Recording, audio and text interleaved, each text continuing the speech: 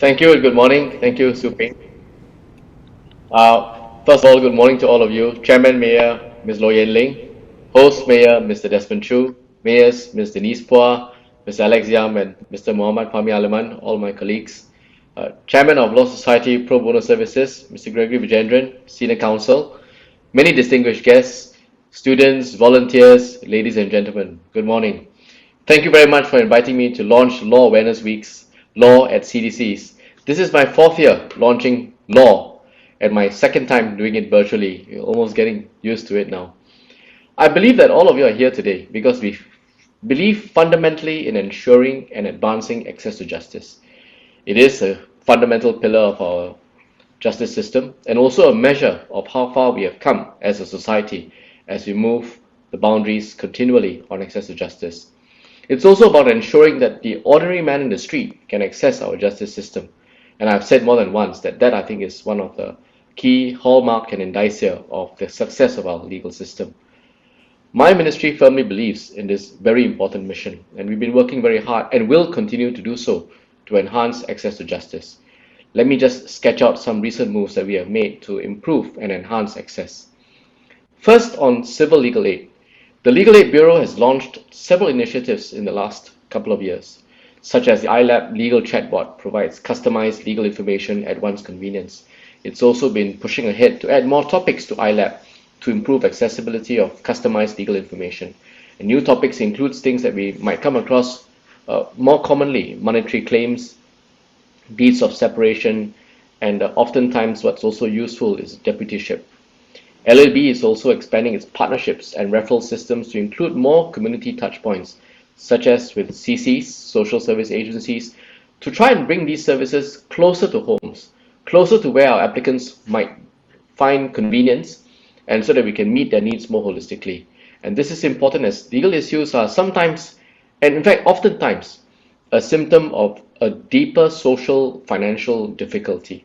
And this kind of holistic help will help individuals address not just the legal problem that is in front of that person, but also, as far as we can, the deeper root causes of these issues. Second, family and civil justice. The dedicated protection from harassment courts, the PHC, began its operations in June and was designed with the end users in mind. We started with thinking how the end users would need to and would want to use these services.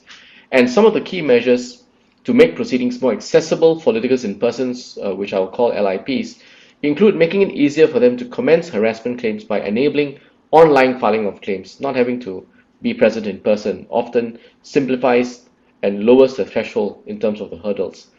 Also introducing simplified processes, making the forms more user-friendly, designing it with the end user in mind, and also making the fees a lot more affordable. At the same time, also providing guidance, counseling, mediation services for LIPs, and there will be court officers and assessors to explain the process to guide the applicant. The Community Justice Center will also provide legal advice and assistance, and the court will also refer parties to counseling and mediation in the appropriate cases, all with the intent of not just solving the legal issue at hand, but fundamentally trying to create an environment that best is able to tackle the breakdown in the relationship, which is a symptom, and not just dealing with not just the symptom, but also more fundamentally the cause. In some cases, we'll also allow third-party representation. For example, when the victim is unable to present his or her own case because they are victims of abuse, they are of old age or illiterate, unable to comprehend the proceedings, this ensures that the most vulnerable amongst us will be able to ensure and obtain the necessary support and representation in court proceedings. Last week, we in Parliament passed the Courts Reform Bill. It supports the digital transformation of the litigation process, something that's very much needed. Also implements the recommendations of the Civil Justice Commission and the Civil Justice Review Committee. One objective, as I articulated in Parliament, is to really simplify rules, eliminate unnecessary process, which sometimes have been there as a matter of practice for a while, always ensuring fairness to litigants as being the guiding post. The bill also modernizes expressions used in court proceedings across 150 pieces of legislation. So I'm afraid for lawyers, no more legal jargon which only we lawyers can understand. It's now as far as we can, modernized and put in simple, plain layman English. These are also part of our efforts, broader efforts, to enhance access to justice by making the whole process a lot less intimidating, making it easier for the public who are not legally trained to very easily understand, grapple with, and our laws and our court processes. Third, let me speak a little bit about accessibility of legal information and assistance. Much as we want to simplify the process when you end up in court, we also want to go upstream and ensure that the information and assistance is easily available. So MinLaw is working with LSPBS to develop a one-stop portal for legal information and assistance in our first attempt to try and consolidate the disparate and multitude of sources of legal information in Singapore into one single trusted website. When it is launched, I hope that Singaporeans will find that portal useful in helping them to understand, to navigate, and also improve their own legal understanding to meet their legal needs. MinLaw is also working with LSPBS to develop an IT solution to enable better coordination of legal clinics to increase accessibility to those in need. Next, let me touch on something that I think we have read about, we might even have come across ourselves, which is disputes between neighbors, often a common pain point. So what you might already know is that an interagency committee involving several ministries and agencies, MinLaw, MCCY, MND, MHA, have begun reviewing the Community Dispute Management Framework to study how some of these more common neighborly disputes can be better managed, not just at the point when it breaks out, but also resolved upstream as far as we can. And to do that, we want to see how we can promote positive norms of mutuality, appreciation, and gracious living. We call these pro-social norms. And increasingly, to encourage the take-up of community mediation, creating greater awareness of its benefits, trying to put it really out there, besides having just one center in the heart of town, whether we can decentralize these services across the island. These are all areas which I feel residents can benefit from greater awareness of the basics of the law. Namely, disputes don't often involve complicated legal concepts, but they can be highly contentious, evoke strong emotions between neighbors. And we all know that they can sometimes be a real pain, especially when we are living with neighbors and there's a constant problem, a constant acrimony that goes on between two neighbors. So the positions and animosity between them can be easily entrenched if there is no solution that addresses the heart of the problem. And very often it is really getting to the table, understanding the emotions behind the problems. So navigating that legal system is sometimes not easy. And for that reason, many residents do turn to the authorities, the police, or to the members of parliament, or to other institutions of authority more quickly than might otherwise be necessary. And when they are directed to mediation or CDRT, the anxiety and uncertainty of participating in proceedings can sometimes itself add to the frustration and tensions of the parties involved. They might worry about whether they have a case, whether they can prove their case, whether they have sufficient evidence, whether when they see the judge they're able to articulate the position. And very often, for good reason, this is because legal representation is not allowed in CDRT. So these apprehensions and anxieties, I think, can be better addressed if we have access to information and advice on various things, like what mediation and CDRT entail. People don't often have a clear understanding as to what it entails. What does one need to do to get relief? How should arguments and evidence be marshaled and presented to the mediator and to the CDRT judge? So all these have been questions that we've had to grapple with. And so now we've decided to work together with LSPBS to develop the CDC community legal clinics so that residents can now seek free legal advice on precisely these matters: how to navigate mediation and how the CDRT works generally. The overall objective is not to promote more litigation, but really to drive conciliation and, as far as we can, an amicable resolution as much as possible. And I believe that a better understanding of law amongst our residents will actually ultimately help to expand the common ground. So in this vein, this year's theme of relationship and healing really complements our efforts in this aspect. And I believe it is really an apt theme in the wake of the pandemic. The last 1.5 years or so have just been tough, spending more time working from home, greater friction with family members and with neighbors in the manner I've mentioned. It's no surprise that the number of neighborly disputes that went to mediation saw an increase in 2020 compared to the year before. It might be because of greater awareness of mediation, but it might also be because people have just been living very much in close quarters. Now, I believe is a time more than ever. This community, the legal profession, our volunteers, our partners, our students, working with the SCCA, working with the IHLs, all come together to help to empower our individuals, people who live in our estates, the man in the street, the ordinary man in the street, with legal knowledge and basic awareness to create that safe space. Let me say a little bit about mediation, which I believe is one key essential to that safe space. It's an avenue for parties to air their grievances, reach a mutually acceptable solution with the help of an expert trained neutral party. After all, part of healing relationships is really about being open, being able to keep an open mind and to resolve disputes openly and moving forward together in a spirit of mutual understanding. And that's often something that we have to do as neighbors. So I'm pleased to announce that this year, in the spirit of the theme on relationship and healing, the Community Mediation Center, CMC, is joining as a new partner to the law at CDC. Alongside LSPBS, the three institutes of higher learning, NUS, SMU, and SUSS, and the Singapore Corporate Council Association. I think it's really symptomatic of more hands, more helping hands on deck, and I think all of this will bode well for mediation in the longer term. It's come a long way. CMC was first set up in 1998 precisely to promote a more harmonious, civil, and gracious society. And CMC have done a good job.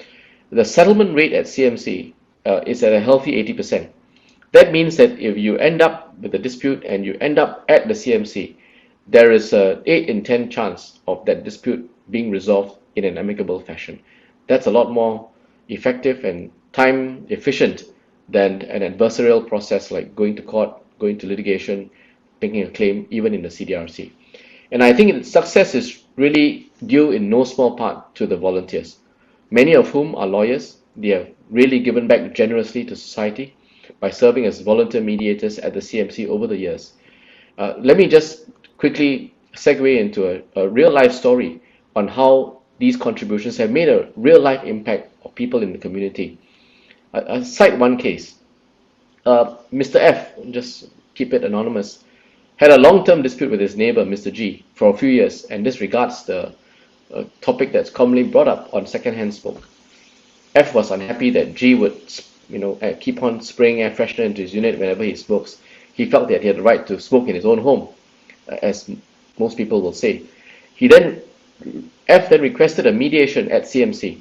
And thankfully, G agreed to this mediation. And during the mediation, G shared that there was a real health concern. The prolonged exposure resulted in tangible trouble, problems to his own chest infection. He had to undergo treatment. He could show that. And when F became aware of that, he was very reflective. He was unaware that this had such a direct repercussion. And he in fact said at the mediation session that had he known this and had G approached him more respectfully and perhaps in a more conciliatory way than to just spray air freshener into his unit, he would have proactively taken some action on his part to avert the situation. But bottom line is that both parties came before the mediator, spoke their minds, were quite candid, realized that actually it was not the smoking that caused the problem. It was the non-communication that had caused much disagreement over the years. And they were able, through the mediator, to bridge that divide and ultimately reach a consensus and understanding on both sides. This, of course, is one story, but it's really one of many successful cases at SMC. Neighborly disputes can often be really difficult to solve, but through the help of our many skilled and I would say dedicated volunteer mediators, we've been able to do so. Today, we will also launch a series of legal talks to raise awareness on the importance of equipping oneself with basic knowledge. I talked about this a little bit earlier, but this year's webinar sessions will cover topics in 3 categories: family, community, and employment. I think 3 very topical issues today. Community mediation will be woven into some of these talks, and CMC's volunteer mediators will also be on hand to speak about them. Last year, I announced the launch of the Youth Community and Legal Clinic, served by young lawyers, for young people to seek legal information and services if they encounter legal problems. I was told, and I was very happy to learn this, that the clinic has helped more than 200 young people over the last 8 months. That's an excellent number, and indeed it reflects that this is an excellent initiative, as it enables them to receive social, emotional, and also financial help through referrals to the CDC. The clinic, I believe, is off to a great start, and I'm glad that we are expanding our efforts to serve the needs of our young people. So this year, I'm happy to announce that Law at CDC will be doing a targeted youth outreach on community mediation through raising awareness of the Youth Community and Legal Clinic run by LSPBS and our 3 IHLs. A webinar will be conducted for young lawyers and law students interested in mediation, community mediation, with a lawyer who's also a CMC mediator.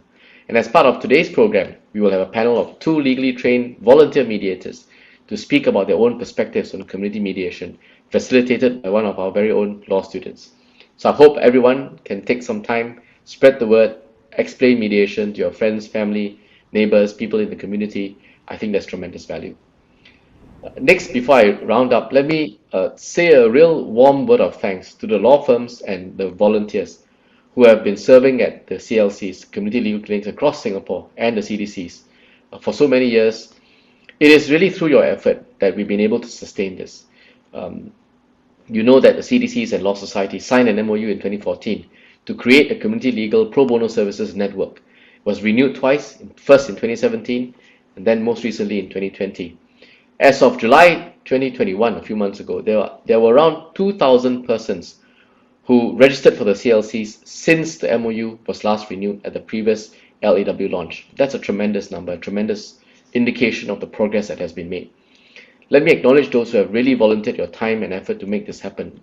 Go back to the 3 IHLs, NUS, SMU, SUSS, the Singapore Corporate Counsel Association. Thank you very much for all your roles in this. You provided volunteers to help not just with the mediation, but also with the publicity, the outreach, the filming, and also the video editing. And let me also express my thanks to the 3 law school deans and the support that we get from all of you, from your staff, the volunteer students, as well as from SCCA's rich talent, has been completely fundamental and instrumental in making this program work. The success of law over the years has shown that we do have not just talented, but passionate, selfless individuals in our community. And together, you all make an excellent network and system in place to help the indigent and to help those who need the most in our community. As I mentioned before, there are few events which gather legal talent representing the different stakeholders in different facets of the legal industry quite in the same way as we do today at LAW. It warms my heart to see so many of you who have stepped forward, continue your services, even though it risks taking your time away from practice, from what you do on a day-to-day basis, especially in these times. So thank you very much. I'd like to encourage all of you to continue with this spirit of looking out for those around us, using the skills that we have been blessed with, and the unique position that I strongly believe that we as lawyers have to help to bridge the divide. We are not, as lawyers, here to just advocate a case at all costs and take a strict adversarial position, but we can do much to help heal and enhance relationships within the community. This will strengthen family relationship and community bonds, overall building a better Singapore for all of us to live in. Let me leave you with a quote from Robert F. Kennedy, former American lawyer, politician, and also previously the Attorney General. And he says this, and I quote, "It's not more bigness that should be our goal.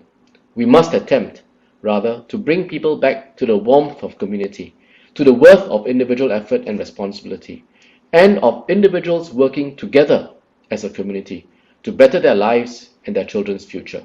Unquote. I believe the efforts of all of you here today, LSPBS, CDCs, lawyers, SCCAs, IHL, students, volunteers, all of you, enhance not only access to justice, but in many ways also the warmth of community. So thank you very much for all your work, all your effort. I wish you a pleasant day ahead, a wonderful weekend, and thank you very much once again for making this all come together for the community. Thank you.